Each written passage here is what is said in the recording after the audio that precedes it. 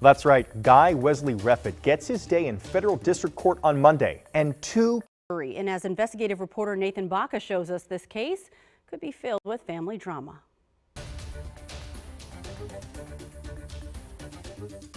That's right. Guy Reffitt gets his day in federal district court on Monday, and two key witnesses say prosecutors plan to testify against Reffitt, his own son and daughter. I do think what he was doing, he thought was right.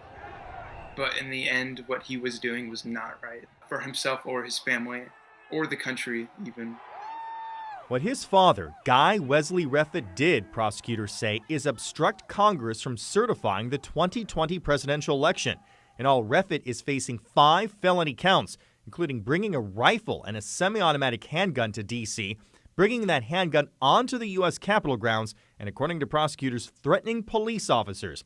One of the government's witnesses to testify against Reffitt, his teenage son, Jackson. He would be like, I'm about to do something big. And obviously that was Washington, the Capitol riots. The teen first flagged his father to the FBI after, he said, he became increasingly concerned with his dad's violent rhetoric. The 49-year-old Reffitt is alleged to be a member of the far-right militia group, the 3 Percenters.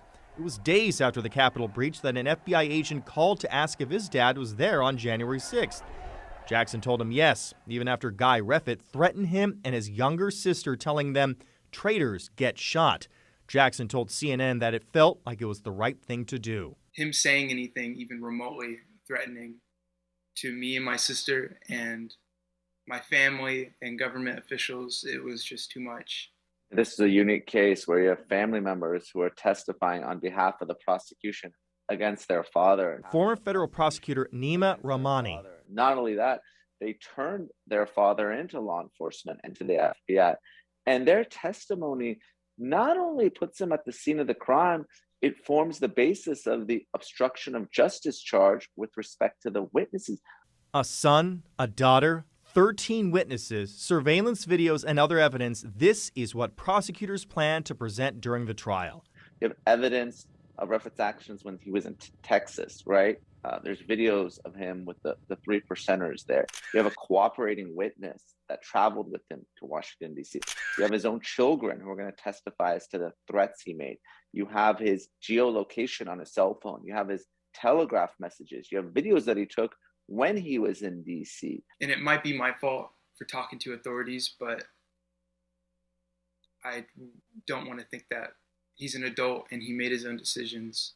On the eve of his trial, Reffitt's wife Nicole confirmed to WUSA9 her husband put out this statement on Telegram: "I am prepared to stare down the barrel of tyranny to receive the bullet of freedom." Court watchers predict there will probably be some emotional testimony from Reffitt's son and daughter when they do take the stand. Now, Reffitt faces up to 20 years in prison if he's found guilty. Nathan Baca, WUSA9.